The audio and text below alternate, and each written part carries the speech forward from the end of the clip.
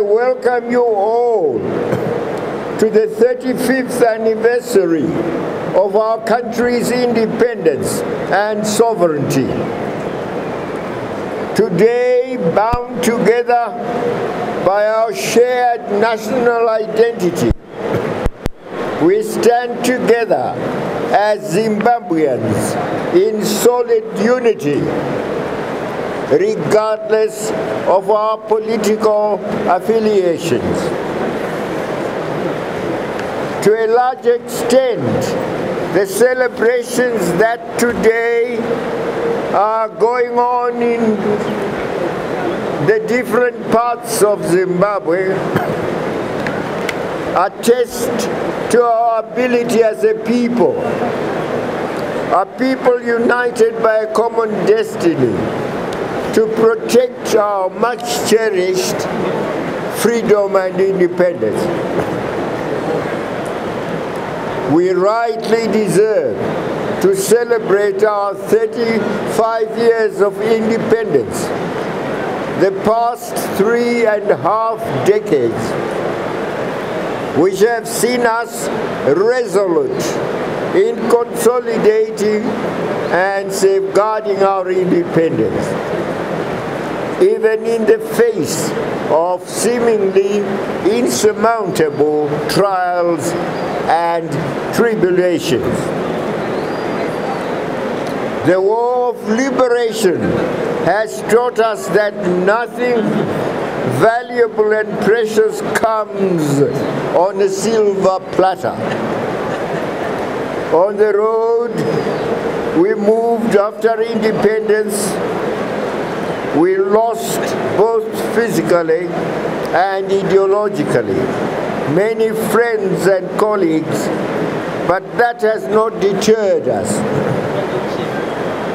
We have remained principled, focused, and solidly united, and we continue to forge ahead. I therefore warmly and sincerely congratulate every one of you on this auspicious day of our independence. I say Makorokoto and Amshope once again. I also wish at the same time to thank all our all-weather friends, China, Russia, and several others, who, after supporting us in the liberation struggle, have continued to do so throughout our 35 years of independence. I say to them, thank you most heartily. In pursuit of our efforts to improve our people's quality of life, our trademark as a government since independence, government has since 2013 begun to implement the Zimbabwe Agenda for Sustainable Socio-Economic Transformation, ZIM-ASSET. ZIM-ASSET seeks to provide simultaneously an enabling investment climate, a growing economy, employment, social equity, social transformation, and an empowered society proud of being owners of their natural resources. Already, there is a growing number of business people and investors from the region and continent and across the globe who are willing to support and partner us in seeing to the success of ZIM-ASSET. This is a positive signal indeed, which we should capitalize on, it should nonetheless be noted that the complete success of Zimpapers lies more in its implementation than in any excellently worded theory. Fellow Zimbabweans, we have by now learned, albeit in a painful way, the true meaning of climate change. And it's showing itself today. While the early rains had given us hope of a good harvest, as has persistently happened in previous years, I must say many parts of our country unfortunately succumbed to a prolonged dry spell, thus putting a large dent on our efforts to achieve national food security. We require little persuasion, if any, to accept that we need to develop a national irrigation policy to counter the persistent droughts that are so frequent and are clearly caused by climate change. I nonetheless want to assure all our citizens that government is putting in place contingency measures to ensure that no one will starve. As we look ahead to the next agricultural season, we hope for better rains and that there will be a better state of preparedness. We now know that the rains can be delayed. Already, under the More Food for Africa program, government has acquired a vast array of agricultural equipment and tractors from Brazil for use by smallholder farmers on a cost recovery basis.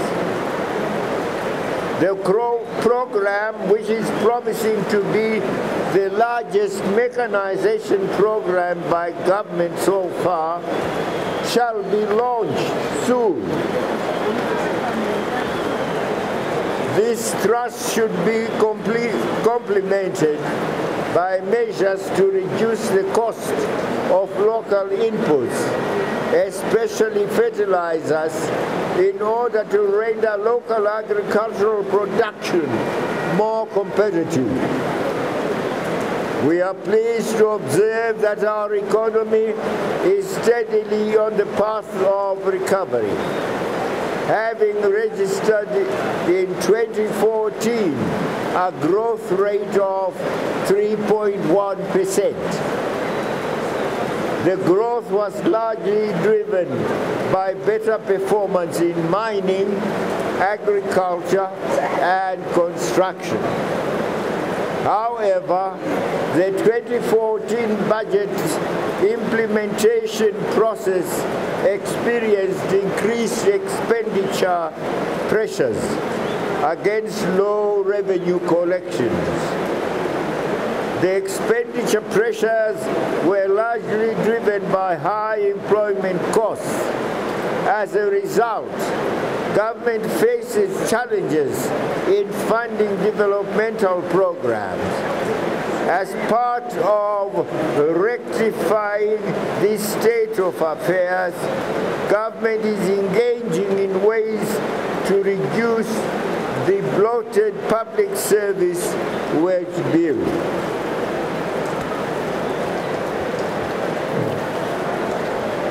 Further to that, government will continue to monitor and strengthen the performance of state enterprises in order to improve service delivery and reduce the burden on the fiscus. Given the prevailing circumstances, it shall be necessary to interrogate the mandates of the various enterprises. and this should determine the decisions we make concerning the enterprises. To this end, I wish to commend the World Bank for putting forward some $6 million in support of the parastatal reform program. But we also observe that the manufacturing sector underperformed in 2014 and remains subdued in 2015. This is caused by an array of challenges which the sector is persistently experiencing. These include, but are not limited to, antiquated plant and machinery, inflexible labor laws, influx of cheap imports, high cost of production, and the prevailing liquidity constraints. To ameliorate the recurrent problems, the World Bank, in partnership with government, will soon launch a $6.5 million business enabling environment program, which seeks to improve the business operating environment, aimed at consequently raising business productivity by injecting competitiveness. In the mining sector, government has begun the consolidation of all diamond mining companies in Zimbabwe into one entity. In that entity, government will have a 50% shareholding, whilst private investors will share the remaining equity. This should enhance the supervision and accountability in the operations of this vital sector of the economy. Gold production by our artisanal miners is expected to rise, following the availing of some $100 million support facility for the sector by government. To encourage value addition and beneficiation in this sector, government has secured the services of 4 reputable diamond cutting and polishing companies, while measures are being put in place to set up a local base metal and platinum refinery. This will help to boost revenue earnings and employment generation for the country. Exploration work under the $3 billion Great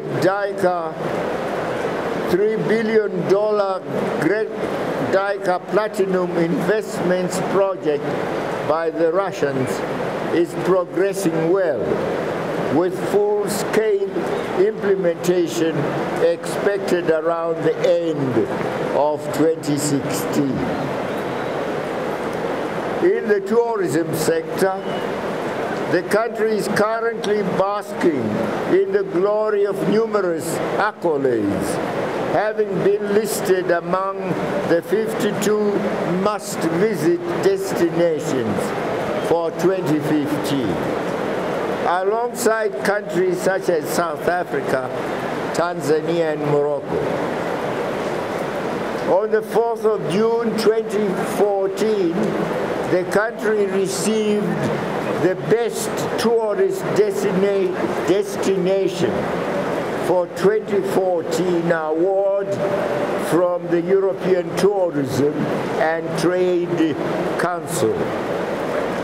Zimbabwe was also awarded the Best Cultural Destination.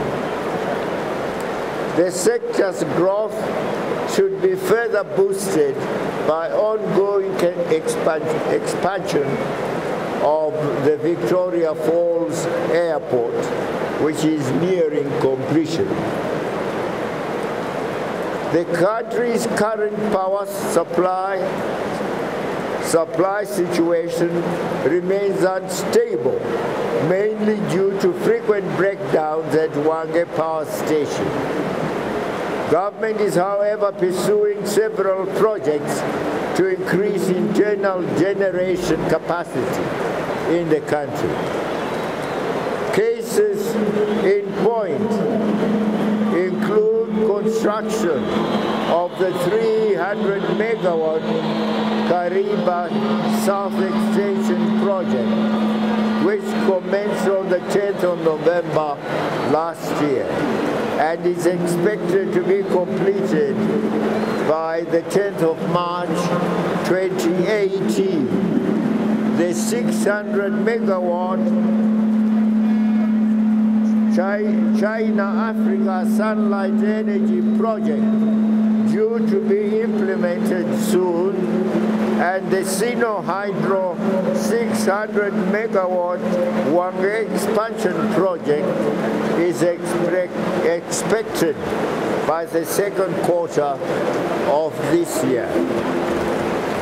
In pursuance of the government policy to stimulate rural development in order to improve the quality of life for our people, more than 400 rural institutions were electrified in 2014, thus bringing the total number of institutions electrified by the 31st of January this year to 7,984. We urge all our urban centers to emulate the city of Harare, which has taken the lead in the installation of solar power along some of its major inner city roads. I wish to note with satisfaction the completion of the rehabilitation and widening of the 823-kilometer Plumtree Bulawayo Harare Mtare Road, which now awaits commissioning. I also want to acknowledge the completion of several bridges in Mashonaland East, Mashonaland West, and Manicaland. Work towards the implementation of major road construction projects covered under cooperation agreements with China is also making steady progress. As part of the Youth Empowerment Initiative, the Training for Enterprise model in vocational training centers has been introduced to help address the problem of high youth unemployment levels in the country. In 2014, 11,232 youths were equipped with technical, vocational, and entrepreneurial skills through the integrated skills outreach program. Again, in 2014, some 13,444 youths were involved in voluntary community development projects under the Youth Build Zimbabwe program. We will continue to expand these and other related programs as resources become available. I wish to note that some 720 women groups have so far received funding to the tune of some $854,766 through the government-sponsored Women's Development Fund. The projects were funded for women's projects in mining, agro dealership, honey production and processing, garment making, leather products, crafts, fruit vending, and value addition. It is in government's vivid plans to continue to politically and economically empower women in all ways possible. Through the harmonized social cash transfer program, 53,121 vulnerable, food insecure, and labor-constrained households in the country's 20 poorest districts were assisted at a total cost of some $16.7 million. As part of government efforts to bring the Zimbabwean citizenry into a knowledge society, community information center projects have been established at Mrombezi and Mapisa, while more will soon be completed at Rusape, Gutu, and Mpandawana. On the health service front, I am pleased to note that all the country's major hospitals have now been retooled, that is, re-equipped with state-of-the-art theater equipment procured under the $89 million loan facility secured from the China Exim Bank. This development means that major medical operations such as the open heart surgery and kidney transplants may now be done locally, while the cost of some of the specialist services, which had all along been the preserve of private institutions, is expected to be eventually reduced.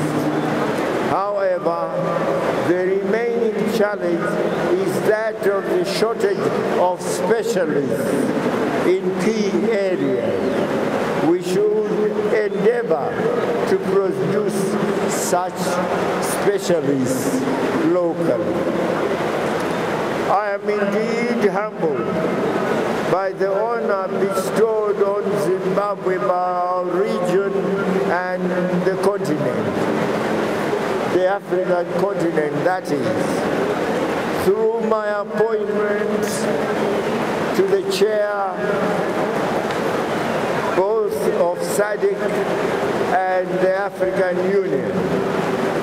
As chair, we will inter alia push for the industrialization of the region and continent through enhanced value addition and beneficiation of our resources. That will be our definite program, as already agreed to by the SADC and the African Union. We also urge other progressive partners to unite with us in our fight against poverty, hunger, disease, and social inequality. I want to say, through the Public Commission, thank you, civil servants. At the same time, I want to make it clear that the report which was in the newspaper that bonuses were being withdrawn is not government policy. The cabinet did not approve that at all. And the presidency never was consulted on the matter. We were never consulted, the three of us, that is myself and the vice presidents. And we say that is disgusting to us, and it will never be implemented at all. So let the civil servants not be downhearted. That will not happen. The rules are that when government bestows a benefit on civil servants, that benefit cannot be withdrawn because it has become a right. That is there in the rules, in our rules governing the handling of public servants. When they are given a benefit, we cannot reverse it at all. It has become their right. And that is what we stand by. So your bonuses will come to you.